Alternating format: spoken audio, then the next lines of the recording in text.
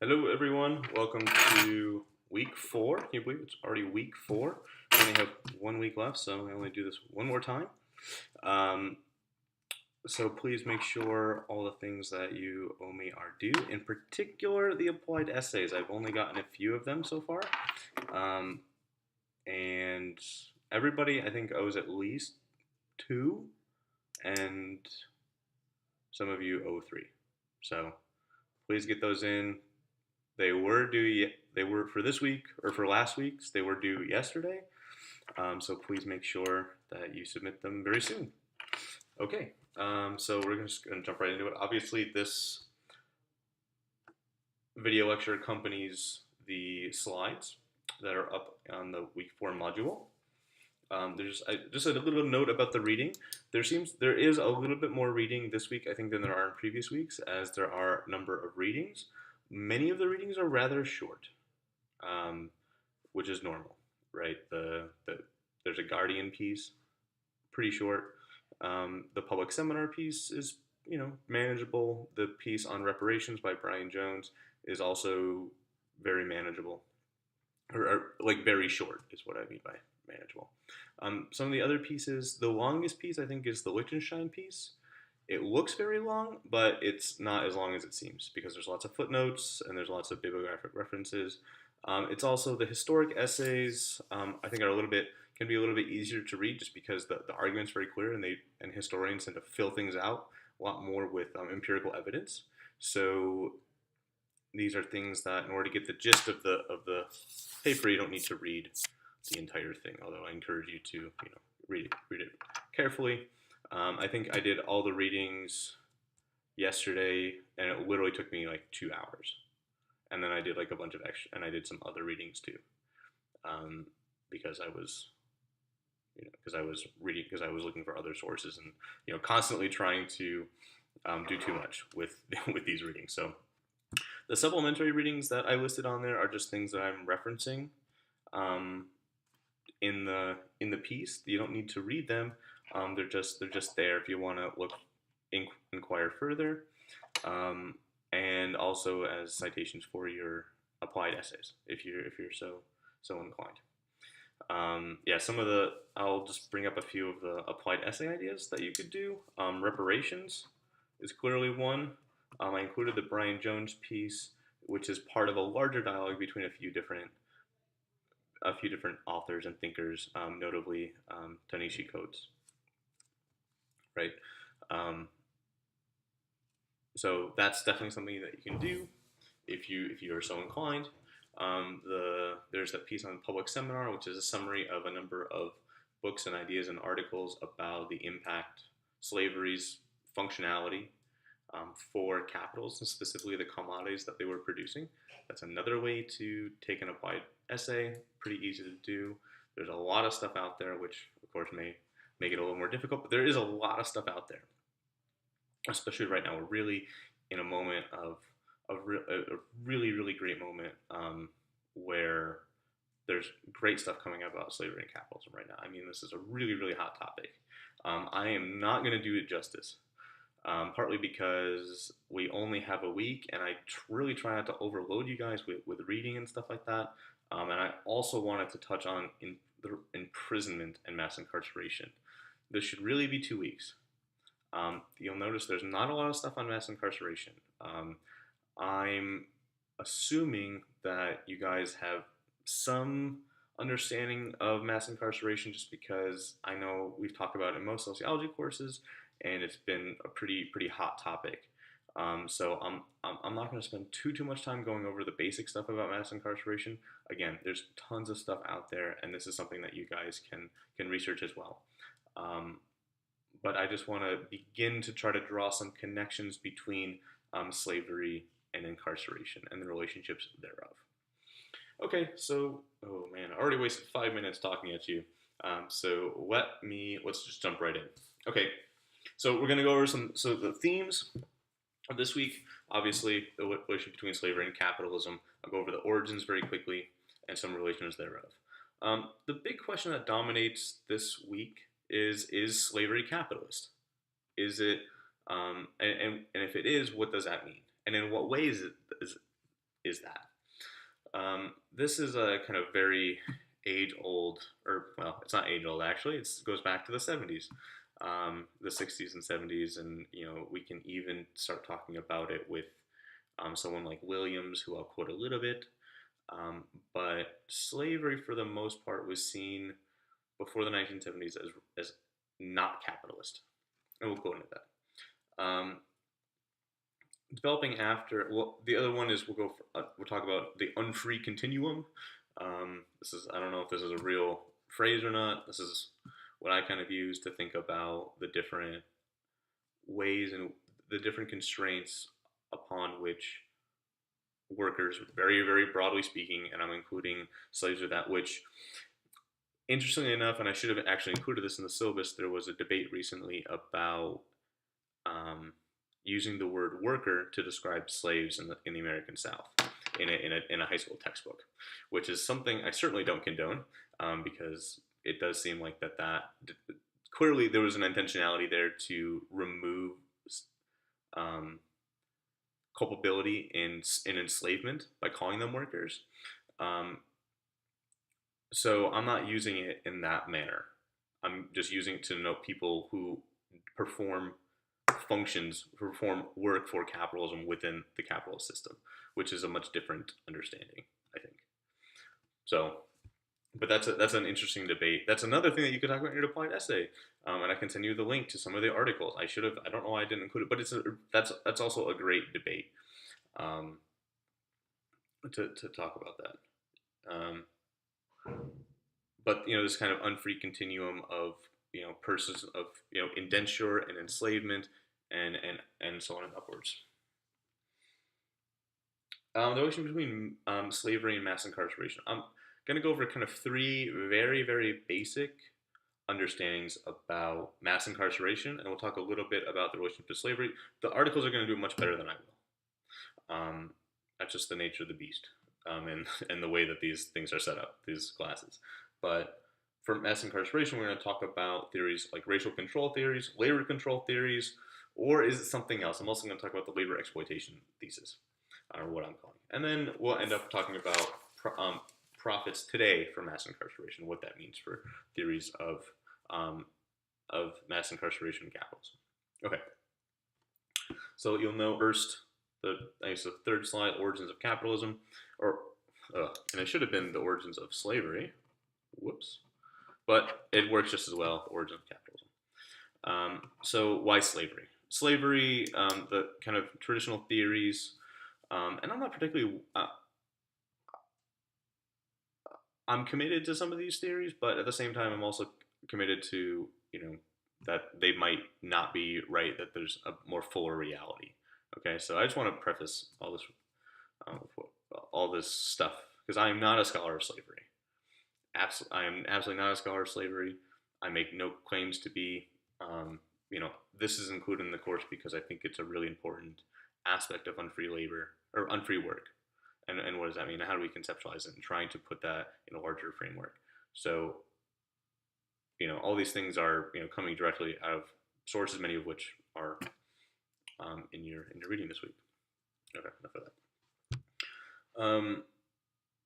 So slavery comes out of the fact that there was a very limited labor supply in the New World during colonization, right? 95% of American Indians were wiped out, and the ones that remained were could easily escape, right? They were used to the area way more than the white guys or the European guys trying to track them down and recatch them and what have you. They were also armed. So American Indians had, an easier time running away, and there's all sorts of accounts calling them sickly, and how much of that we can really attribute to them. But certainly they would have been unprepared for plantation labor, as pretty much most people were. So labor imported from the old world, there's another typo, was limited. There was only so many people that you could remove from the old world. Mainly these were people that had been recently dispossessed, moved off of former peasant holdings or farmsteads had been um, there's Marx's thing about sheep eating men, right, where the sheep pastures replace former smaller peasant holdings. So these are people that have been newly expropriated rather from the land, and you see the passage of vagrant laws and all sorts of things to get to criminalize the act of not being employed. Now, one of the penalties for what became crime, specifically crime, and this is crime of the poor, right? So thievery, petty theft, all these kind of things. Um, but up into including murder and whatever, were punishable by transport, which means that they were removed from England and they were sent off into the New World. That's how Australia was populated. Notably, Georgia was a penal colony in the New World, but that was a way of moving around labor. Of course, there was also indenture. So someone would pay for your passage, and then you would owe them 7 years labor. I think Williams talks about how it was even so under this system. Um, you had access to some rights. So once you were freed, once your service was up, you were supposed to be given certain things, perhaps a plot of land, perhaps tools, some money, this and that, right? So you did gain rights after your indenture period of indenture was finished. However, at the same time, um, the the person who you're beholden to didn't necessarily have a long term vested interest in making sure they gave you that stuff. Um, but usually these were terms of 7 years. There wasn't a lifetime bondage as in slavery, where any of the skills you gain, any of the skills I mean the person who's indentured or enslaved, um, would remain with the master. So indenture is a complicated process, but this was another part of the continuum of unfree labor in the colonial world. So, but slavery clearly provided the vast quantity of unpaid work in this society, um, specifically African slaves who were captured in Africa and transported. It also provided a really massive chunk of unpaid work in the sense that Moore talks about it insofar as slaves were who the people whom were enslaved were clearly produced outside of the capitalist system, right? Which means that capital didn't have to pay for the first, it might have been 10, 15, 20 years of their lives. That's a big source of unpaid work, right? To have labor power ready-made that you don't have to produce, that you just find, right? And also some interesting relationships to naturalized theories of race, right? Because labor appears as this, in this sense, appears as natural, right? It has the same relationship to capital as the earth does, the earth processes, right? It's somehow it's being produced. Whatever is produced, if nature is that which is produced decapitalized or doesn't require lots of capital to produce, or is produced outside of, then this is an example of that.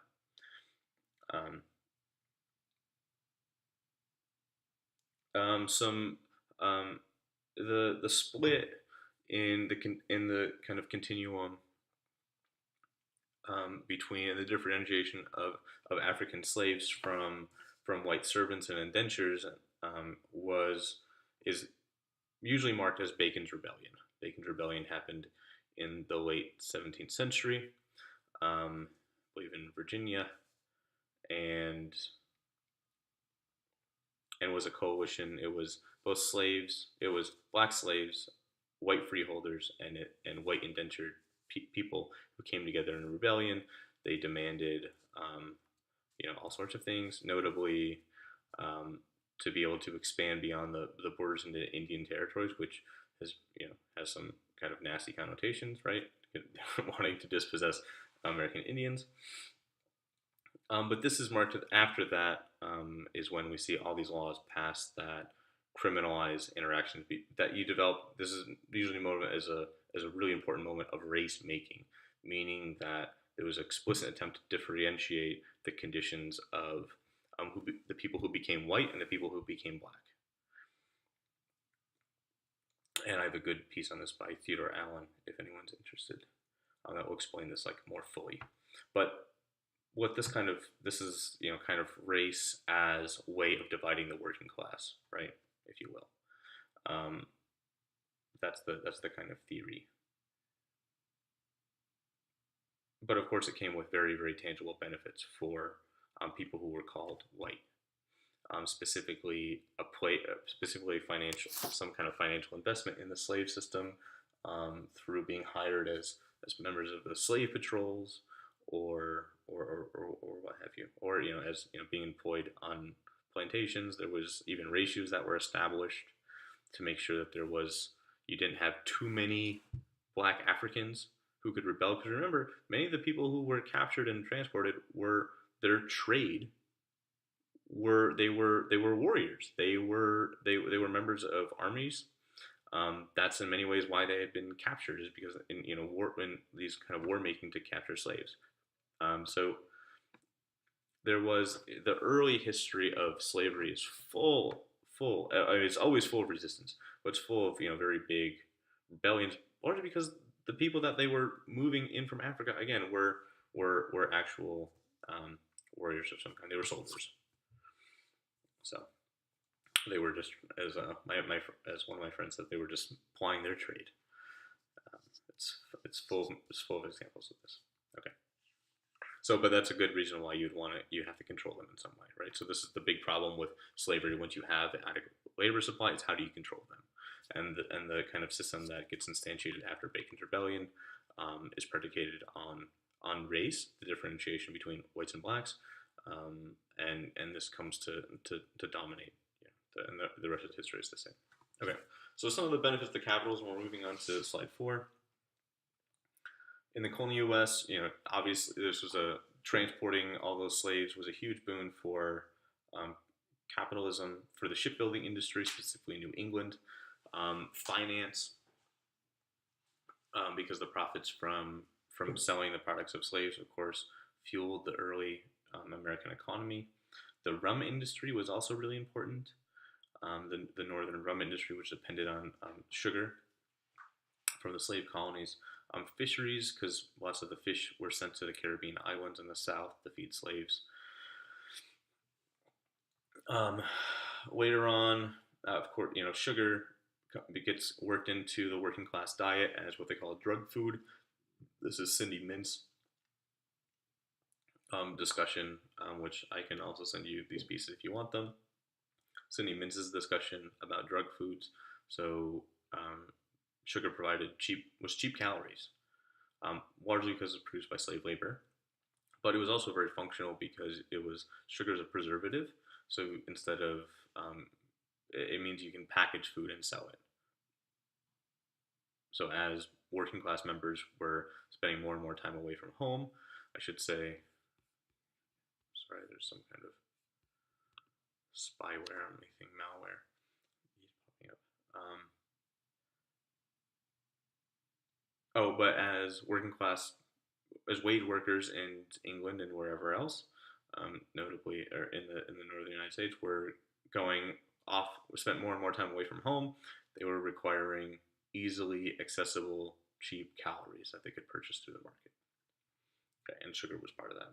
Sugar was part of the proletarianization process, as was cotton, which was provided, cotton producing textiles, which was the heart of early capitalist industry. The South was also, I think I mentioned some of this, but a dumping ground for goods, especially clothes and food. And notably, there's been some good stuff coming out about how profits from slavery funded some of our venerable universities, notably Harvard. There was a thing that just came out that Georgetown, at one point, which was a Catholic institution in Washington, D.C., they sold some of their slaves who were on campus, who were owned by the university, in order to save it from bankruptcy at one point. There's now an effort underway actually to track down family members so that they can provide free education, free tuition for any ancestors or descendants rather. So, and there's a lot more in the public seminar piece, so I'm not going to spend too much time on that because it's pretty straightforward. I think that argument is actually rather straightforward. Is that those things that were produced by slaves were really really important for early for for for for early industry, and for proletarianization of the working of white workers, especially in England. This is slide 5. So the question that's put forward is slavery capitalist, right? So Eric Williams, you can see the quote, um, doesn't believe that the slave relation itself really is. He wrote a book called Slavery and Capitalism, which charts kind of all these things that a lot of the things I just mentioned. It goes into some detail of it, and certainly he thinks that slavery was necessary for capitalism and that it solved this problem of labor control. But the question is slavery itself, and there's very little dispute about that the stuff that slaves produced and consumed were part of capital system. There's no doubt. The question is, what does that mean about our theories of capitalism, and like who is a worker, who is not a worker, and resistance, and so on and so on. All these questions we've been grappling with.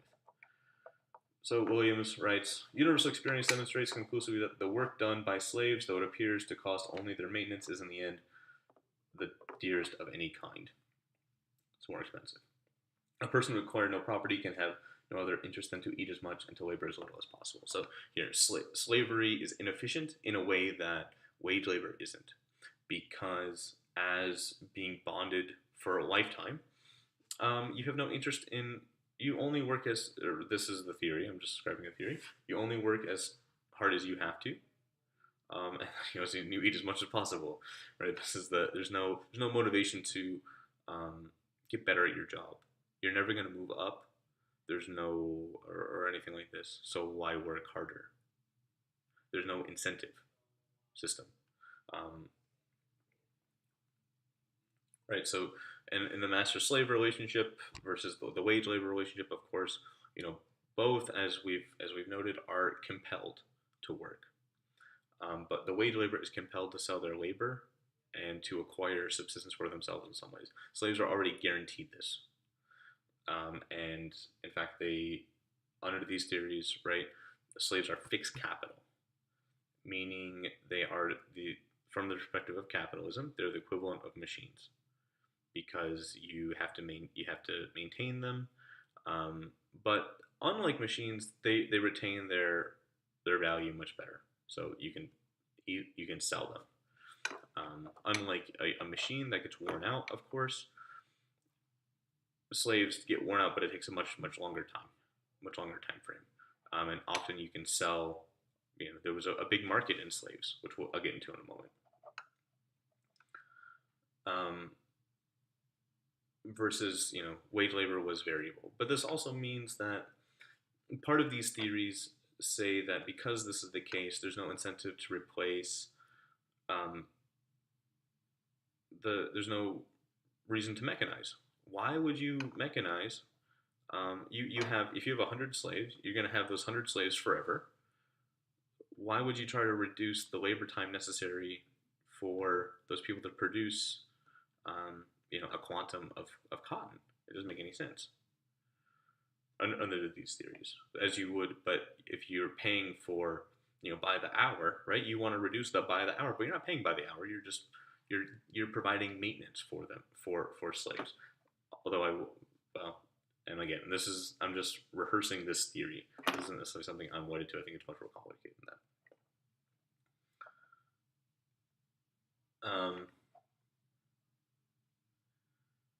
Yes. Okay. So this is the other side of the coin, right?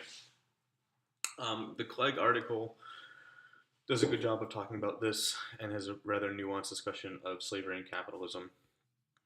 He notes that there was, in fact, productivity that increases, and some of that was tied to technical change, notably the cotton gin. That if a feature of capitalism is being forced to sell in the market, absolutely slavery was capitalist, at least for the owners, because they were compelled to sell. So this is another. So right. So not only is there this concern, they had to sell cotton and they had to maintain competitive. They had to maintain their market position, and they were in competition with other slaveholders that were producing the same commodity. So here, there. So he's arguing that there, in fact, was a tendency to produce more, better, and be more efficient, because there was the oh man, spelling things all the the the labor theory value. There's a reign of the of value. No, what am I talking about? The law of value. There we go. That they were compelled by the law of value, meaning socially necessary labor time, right? So you were always trying to get more and more productivity out of slaves, and in fact, if that's the case, and then you would expect, rather than a wage labor market, you would have a highly efficient and liquid market in slaves, which there was. Meaning, if you got more productive, you could sell off some slaves. Um, or if you got a bigger plantation, you could buy more slaves or whatever. Um, and again, unlike wage labor, or rather, unlike these kind of traditional theories of slavery that I just referenced, slaves actually can increase in value over time if they gain certain skills, or little, young slaves, right, were less valuable than older slaves, for some older slaves, for a reason, because they were less productive. So you can actually gain, which is quite unique. This doesn't happen with machines. This kind of messes with this theory of fixed capital, right? And it also messes with this idea that, well, there's no, because you can actually sell off slaves. Okay.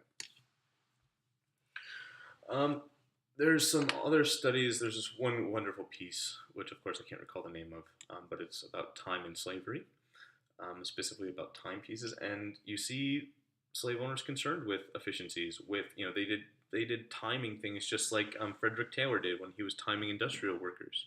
They were concerned about the organization of the work process. There was a type of interchangeability of time, commodity, labor, and violence. Um, the violence bit is unique to the slave system, clearly, um, but there was a type of rationality of productivity, and you can see there's an example of this in Mott, wherein if you didn't hit your quota, the quota of stuff that you were producing, then you were whipped a rational amount of times. It wasn't indiscriminate. It wasn't arbitrary in the way that we normally think about kind of slavery and violence, but it was very rational and highly calculated in order to produce efficiency. But it also shows, this kind of interchangeability. A pound of cotton equals, one lash, for example. I don't know if that's the case. I'm just putting that as an example. That's a highly rational system, and it also has a type of interchangeability with time, because they were doing all these time studies. Okay. And here's a quote from C.L.R. James, which I think is kind of helps us get a little more to this idea and question, is slavery capitalist? He writes, "The slaves worked on the land, and like revolutionary peasants everywhere, they aimed at the extermination of their oppressors." He's talking about the slaves in Haiti, or what became Haiti, and there was a slave. There was a revolution in Haiti, the first, and it was the first Black republic established. But working and living together in gangs of hundreds on the huge sugar factories which covered the northern plain, they were closer to a modern proletariat than any group of workers in existence at that time. So the plantation, what he's arguing here is the plantation system and the factory system have some real similarities. notably the large concentration of labor in one place under a single directorship, which is the hallmark of a factory system.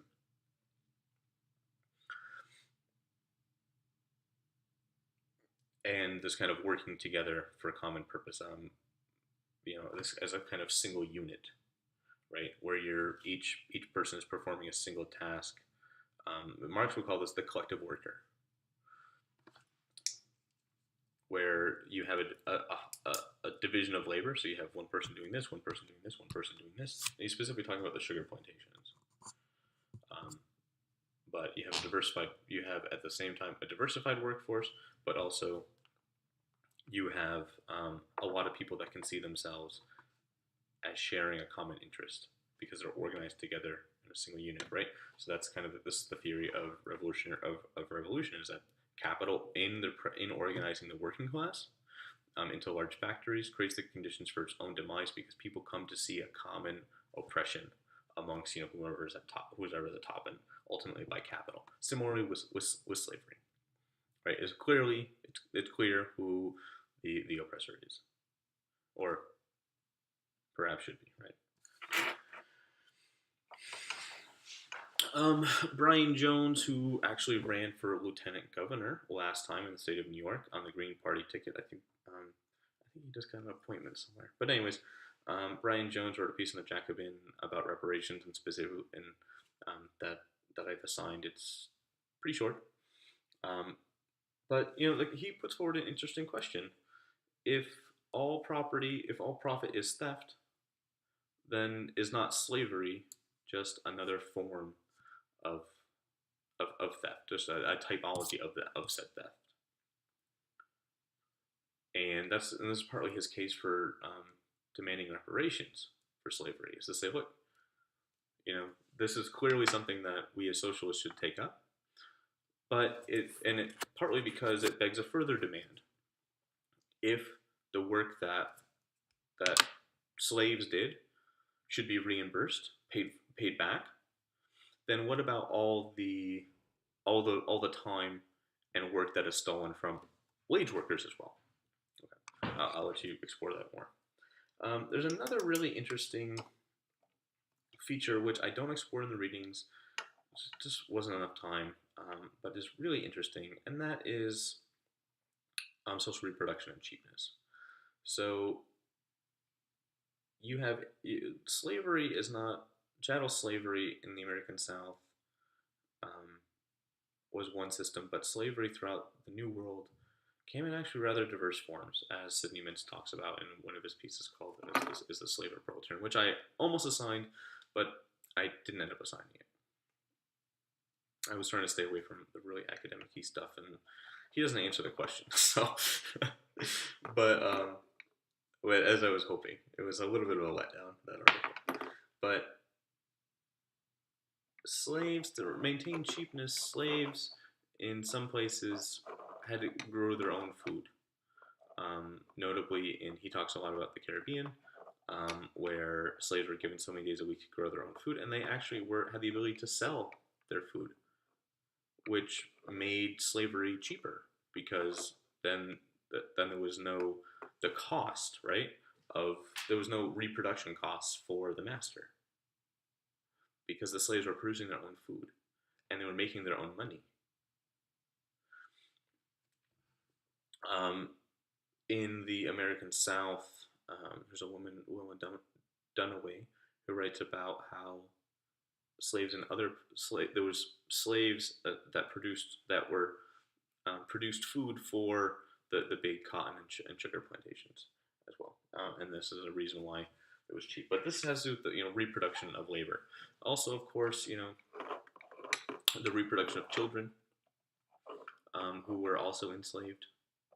This becomes especially important. There's a huge industry in slave breeding, which troubles the mind.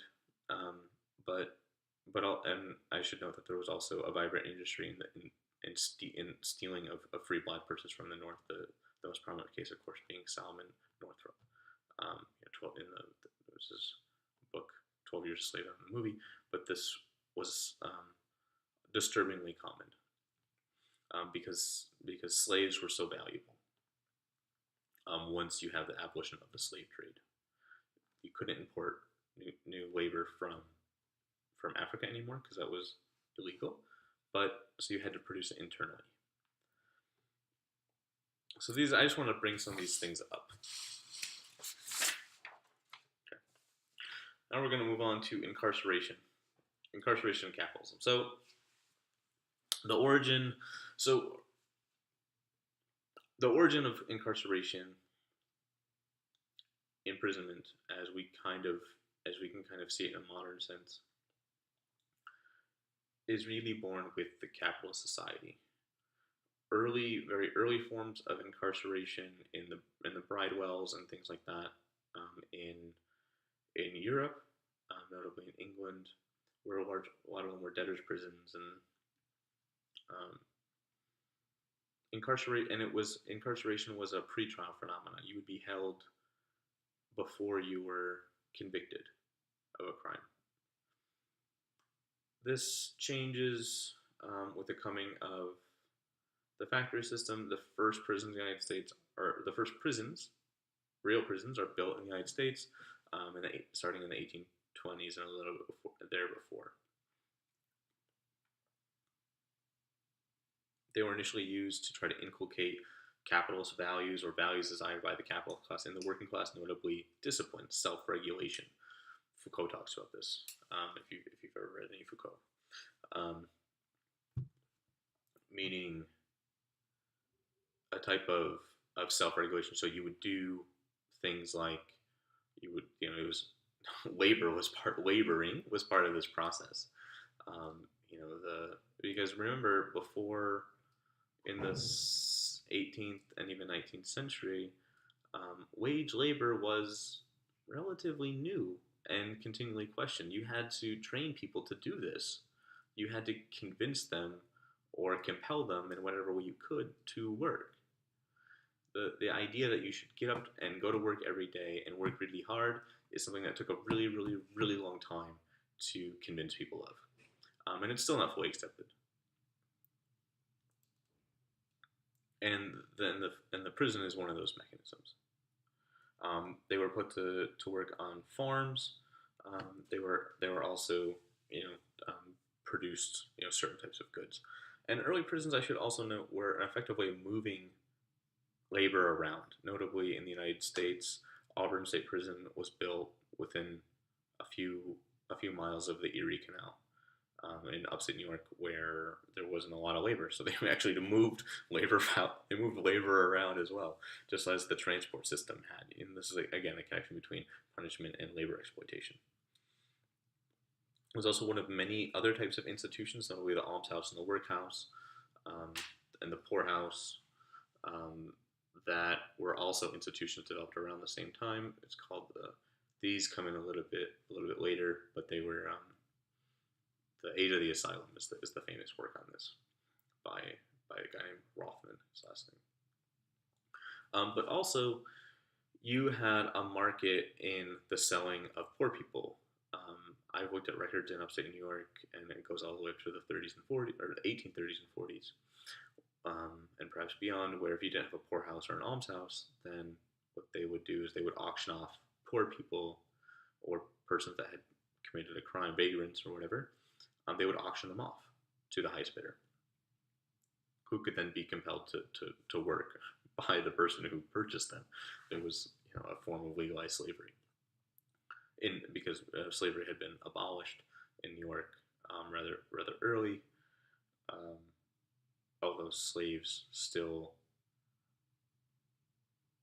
like chattel slavery, still existed, and then of course there was this market as well. So the end of slavery and the 13th Amendment. So happy Juneteenth, by the way, everyone. June 19th. It was the day that the last slaves in Texas were informed that they had actually been freed by the Emancipation Proclamation after the formal end of the Civil War, but before the passage of the 13th Amendment. So the 13th Amendment is supposed to be the amendment that abolishes slavery in the United States. In fact, it codifies it in certain ways that are amendable to wage labor. Notably, And I'll just read the thing. You'll read it as well. Neither slavery nor involuntary servitude, except as punishment for a crime whereof the party shall have been duly convicted, shall exist within the United States or any place subject to their jurisdiction. So, slavery and involuntary servitude are abolished. However, you can be a slave of the state if you've been convicted of a crime, right? So, legally, and this in fact was the case, prisoners were slaves of the state. There was a number of laws and reforms in the 60s and 70s that changed this slightly. And for a while, incarcerated people did have more rights. Um, there's since been a lot of those have been since been rolled back, but technically you still can appeal certain punishments within the prison. Of course, you have access to the legal system in a way that slaves didn't. But slaves in the Caribbean, for example, in some places could sue, had the power to sue people because they were selling goods, and um, so I mean it gets all sorts of complicated. But I think now there's a pretty strong case to be made that incarcerated people today, although there is a lot of formalistic kind of motion going through about appeals processes and whatever, are today are still effectively slaves of the state. I always kind of say that except for a few, maybe a decade in the 70s, late 60s, early 70s, incarcerated people have been and will continue to be slaves of the state. If you include prisoners as slaves, which they more or less legally are in the U.S., I should like I said, formalistically, the idea that prisoners are slaves was ended in sometime in the 60s and 70s. I don't know the exact law, in the exact court case, but it's been slow. After during the era of mass incarceration, it's clear that they're still treated as slaves, even though they are, of course, paid minimal amounts. This is going to be. I'll say that this is my argument to be proven or disproven. I don't think I've proven it particularly well, but I didn't necessarily set out to prove that today. If we include prisoners as slaves, then the U.S. holds more slaves than all the countries in the world except for China, India, and perhaps Pakistan. I just did this. This is kind of a provocative statement that I'm making, just to put that out there. So there's some theories of incarceration that I'll talk about quickly, and the pieces, of course, will do this much better. Labor exploitation, meaning you incarcerate people in order to gain access to their labor and make them work. Labor control, meaning what you're trying to do is you're really trying to just control a group of people that may be unruly. So, and then the last one is racial control. Specifically, the connection between mass incarceration and controlling and the control of black people in the United States. We'll get there. That thesis is actually the new Jim Crow thesis, I'll call it, for lack of something better. Largely says that the war on drugs was an attempt was a put against potentially unruly black populations for racist reasons. Incarceration functions similar to Jim Crow, the Jim Crow South, meaning after the urban rebellions of the 70s, the war on drugs was deployed and this caused mass incarceration. I should note that I find the simple connection between the war on drugs and mass incarceration problematic, just because it's much bigger and more potent than that. I think it's one of the germs, but not the ultimate thing. Although there is incredible, very clear support for the thesis that the war on drugs was intentionally deployed against black urban populations. Specifically, there was a Harper's article that came out a few weeks ago that was just reiterating some things, but some members of the Nixon administration who launched the war on drugs, admitting, frankly, that the war on drugs was designed to go after opponents of Nixon's opponents in the Republican Party, namely hippies and blacks, was the kind of phraseology that was put forward. Okay.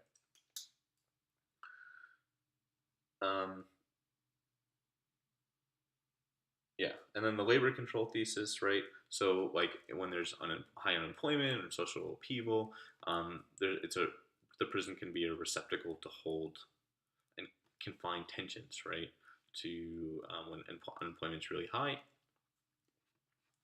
you don't need as many workers, and if people are roaming out in the streets somewhere, they're going to cause trouble, so lock them up. This is that kind of thesis. And that's in the Vogel piece, which is a supplementary reading. It's not a great piece. It's a little dated, but it gets the point across. That's why it's included, because he does this thing with unemployment. And thus, to explain racial differentiations, you say, look, the reason why black people in the U.S. are incarcerated at higher rates than white people is because they're more likely to be unemployed. Deindustrialization hit them particularly hard. This kind of business. The last big thesis is you incarcerate people to get work. It's pretty simple. You think of the chain gangs. You think of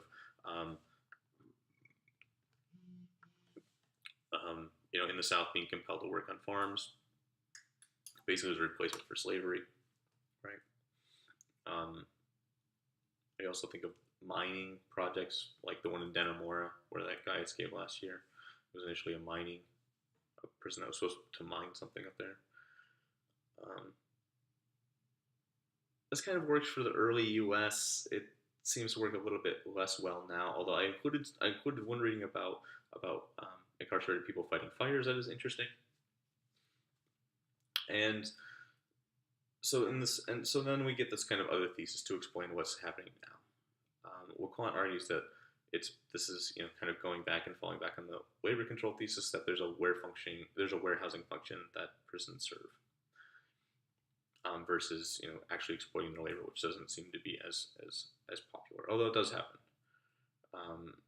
Such as the state use laws. I put up this state use laws on this company called Corecraft. They produce in New York. Incarcerated people are barred from producing things that can be sold competitively on the market because this was a whole bunch of union laws that were instantiated, or laws protecting union workers. So hopefully this will work because I'm just going to bring up something so I can read it. But instead, what they're compelled to do is you can produce things for the state, not something for the things that are producible for the state to buy. And here's the policy of New York State, or of SUNY. This is SUNY's policy. It is declared policy of the university that utilization of preferred sources, Corecraft, Industries for the Blind of New York State Industries for the Disabled, and New York State Office of Mental Health occur whenever possible. Corecraft is a company that uses prison labor and produces all manner of things for all sorts of governmental agencies, notably for SUNY, such as dorm furniture. A lot of I looked at you can go to the Corecraft website and look it up. It's CORC Craft, and you'll see dorm furniture, and then they sell it as such. I try to look at some of the stuff in my office, notably this chair, right? These chairs. I couldn't find who produced it, so I'm assuming that I'm going to suppose that a lot of the stuff in here was actually produced by prison labor. But they're throwing some things away in my building, and those long couches that have those wood arms on the end. I think those are also produced by prison labor. At least they look like the same things on the Corecraft website. So that policy in the image, I'm going to suppose as such. The other kind of thing about this, another popular theory, is that for mass incarceration, that it's been a job program for poor communities, particularly white communities. This is true. The New York State model kind of holds the best, but these were also places that were probably already poor before they got prisons, continue to be poor after. They're not necessarily like the best. They're not a great economic development tool. And in the South, most of the prison towns are black. So this is another little mode of complication. Okay, my last slide here, extending the labor exploitation thesis. So clearly there's a warehousing function going on. how, and there's been a big challenge to that recently, which has been wonderful, although it's unsure of what has actually been accomplished so far, except a national discussion. We haven't seen it react in prison numbers, except incarceration numbers, except in New York, but those have been falling for a long time, and it has just simply given a side that was already prominent momentum. But so extending this, there's a lot of discussion about private prisons, which actually has a very small percentage of the overall incarcerated population, um, but also immigration detention. The numbers that we normally see, 2 million people incarcerated in the United States at any given day, doesn't include immigrants, people who were held um, um, for being undocumented. But then there's all sorts of things that get privatized in the prison system: the phone service, food, um, any type of like service provisioning, like to doctors, to um, all manner of things. I know here in Broome County, the Broome County Jail uses a subcontractor for the medical, and also more recently took over the food production there. And they use both, and they use prison labor. I don't know about in the medical service, but absolutely in the food service. So I mean, this for me brings up questions about, although mass incarceration today doesn't seem to be a particularly profitable enterprise from the perspective of the state, because of course the reason why you have people labor while they're incarcerated is to defray the cost of incarcerating them. Instead, rather, it's a very expensive proposition to incarcerate people, but this is, at least in part, a function of the fact that there's so many subcontractors that are involved, and of course, and the high cost of guard labor, which is of course part of this thesis of, prisons were expanded to employ people that had been the victim of deindustrialization, most importantly, former white workers.